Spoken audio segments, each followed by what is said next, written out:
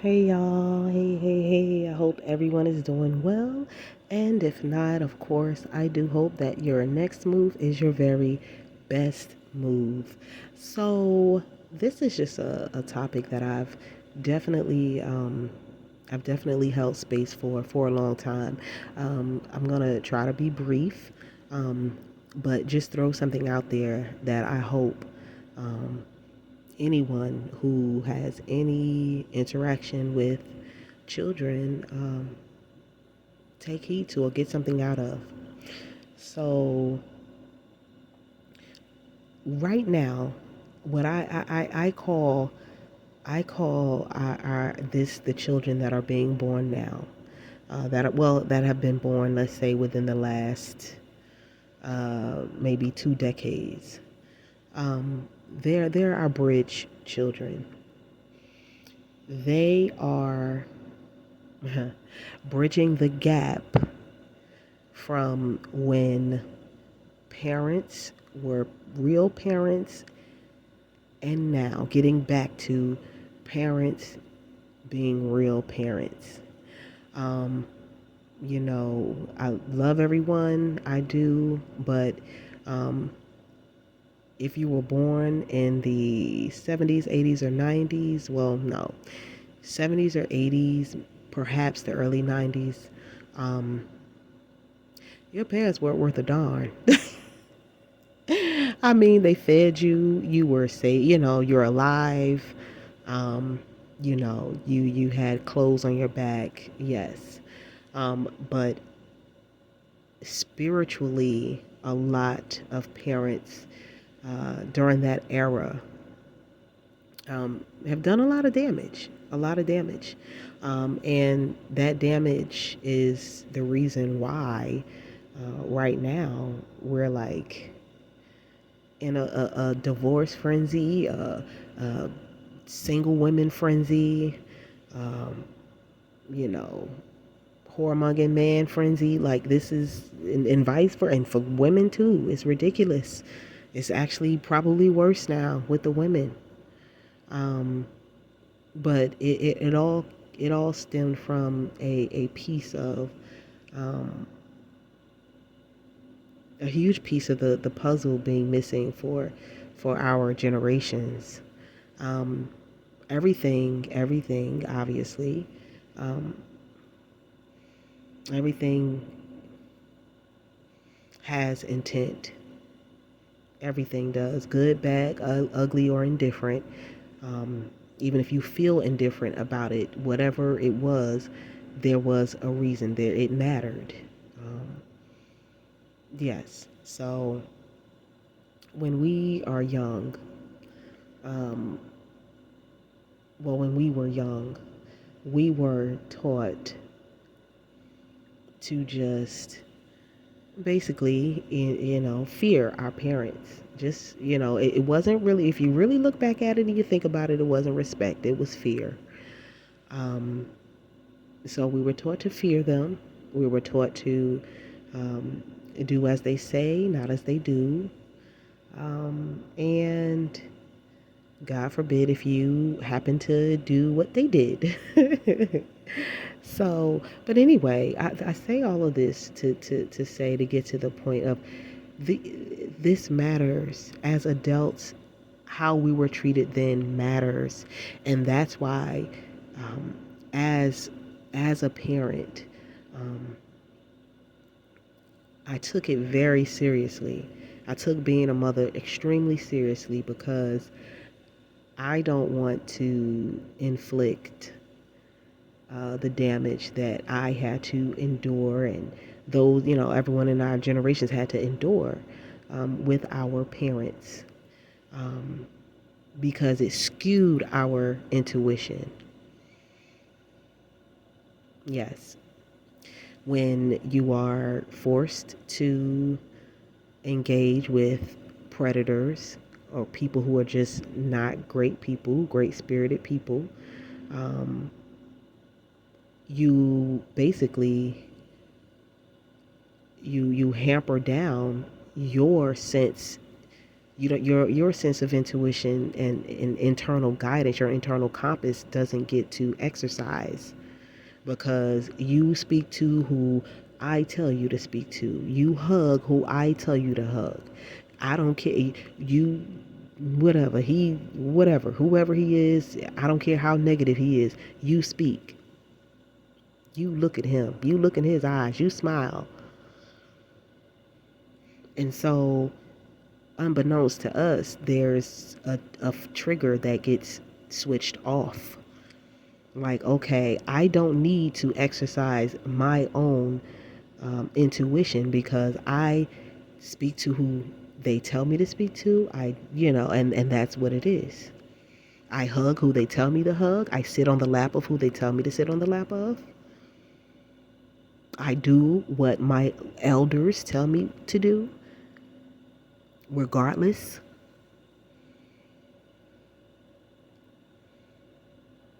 You know? And even if you teach your children about certain things, before it gets to that point, um, predators ask children to do other things, minor unrelated things, to establish a dominance. Okay, so um, I think it's just a subject that we don't touch on enough, especially in our communities. Um, we have to allow these children, give them the opportunity to make decisions for themselves intuitively. It's innate. They have it. They have it. Let them use it. Don't interfere with the natural process. And if you know someone, and I feel like I don't even have to tell that to the majority of the parents now. Back then, when we were younger, yeah, like I would have to say this. If you know that person is bad, they've done wrong, they're, an abuser, they're whatever, they're violent, whatever it is that we all know who at the house. Why would you take your children there? Why wouldn't you tell your children, hey, look, Uncle Willie gonna be there. Stay away from him. Don't even look at him. He did some things that are not nice. You stay away from him. And you know what that does? That child, they're gonna stay away from him, but they're gonna sneak a peek and they're gonna see who it is, and from a distance, and then they're gonna study him.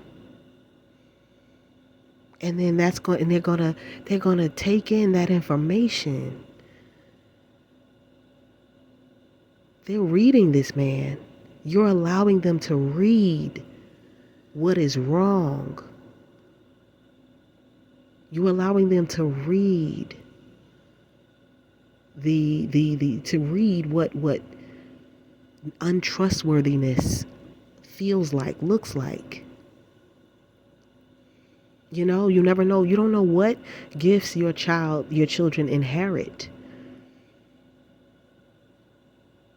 Some people remember having visions and things at very, very young age, 3, 4, 5 years old. So we must always do our best to let the natural, not only physical process, but spiritual process occur as well. I guess, yeah. So really quickly, just to bridge that to when we shut that down in our children later on in life, when it's time to date, when it's time to marry, we're cruising over red flags. We're not collecting them because we don't see them as our receptors are shut down. They're shut down. We have to awaken those receptors again, awaken that intuition, and practice with it. Practice. Practice makes perfect. It really does. Walk into a great place to practice. A great place is online.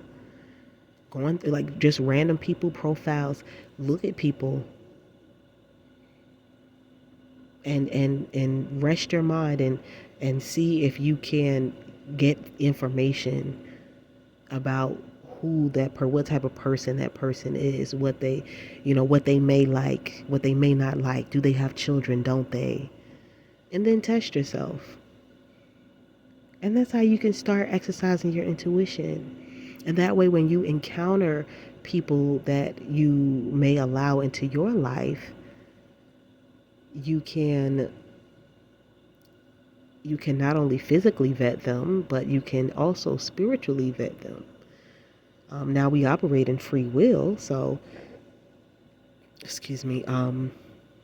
We are subject as human beings with free will. We are subject to take some left and right turns. So what may be true about a person today may not be true about them next year on a spiritual level, because of perhaps a major event may change that. But you'll be sensitive to these changes when you exercise your intuition.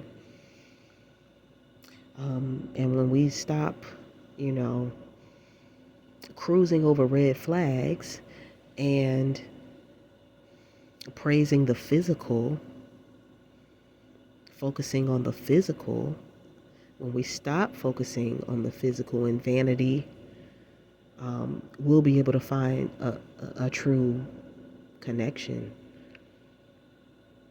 Connection is what keeps people together. Not finances, not children, not businesses, not fame, nothing. It has to be a true divine connection, a godly connection. And God has the power to make your connection anew each and every day if you allow Him to. Keep your heart open to God. Keep your heart open to your partner.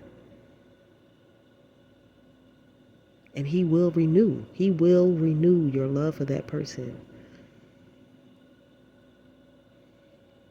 So, when you see those celebrities and some people, regular people, they have, oh, I'm married, but yeah, we sleep in separate rooms or beds or houses or whatever the case. And yes, houses. Stay in separate houses. I mean, yeah, of course it may work for people. Absolutely. I'm sure it works for people, but does that mean it's right? Of course. I mean, well, it's right for them, but what I'm saying is there's still a spiritual disconnect there. There's a spiritual disconnect. When you are with someone romantically and you are intimate, that is what binds you. You're bonded. As above, so below. So when you're bounded in the spirit, physically, it's going to be natural for you to be drawn to each other. The more you grow, the more you will be with each other. That's why, couples, they can be together for years and, and they go, they can live, work together. Of course they may get on each other's nerves sometimes, but they can do it because it's like this lifetime is a mere drop in the bucket compared to how long their souls have been together. So it's nothing. You're constantly feeding. It's almost it's a symbiotic relationship. You're feeding each other constantly, and you get to the point where you're dependent on each other, not codependent, not in a negative way. Well, maybe, I don't know whether it's dependent or codependent, whichever one, but it's not negative. It's just you needing each other, you balancing each other. So,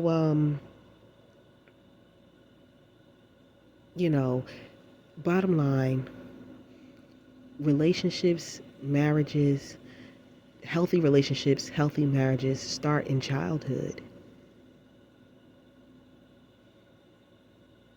We have to teach our babies to exercise their intuition so that if there isn't a true connection ordained by God, and it may not be the best connection sometimes, because God does need to teach us. So every connection may not be lollipops and rainbows, because you may have to learn some lessons, and you may have to unfortunately learn it a little bit of the hard way.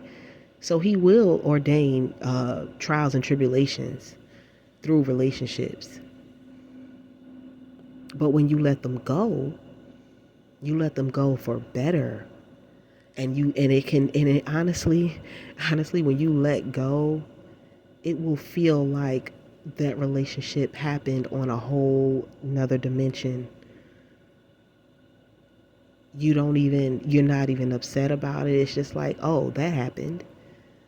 And that's how you know you've passed the test. You've learned the lesson. That's how you know you've learned the lesson. When you let go and it's like it never happened. It's like, okay, mission accomplished.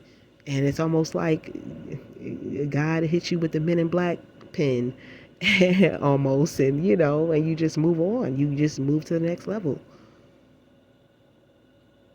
So, but if you are able to exercise your intuition properly, you will get through those times. Some people, they spend a long time in those cycles in bad relationships, because they're not shifting. Their intuition isn't fully matured to realize exactly what they're dealing with. All right. So I want us to be serious about helping our children develop their intuition in early childhood, so that they can be a reader of people, a reader of spirits.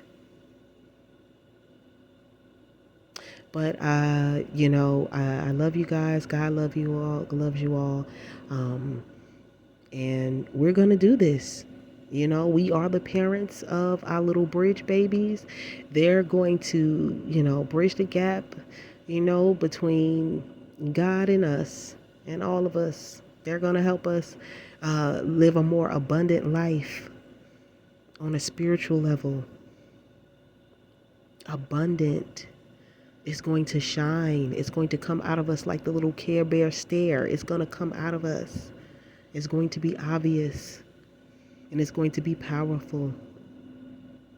But the greatest of these is love. You guys take care. Sorry it was a little long. Bye.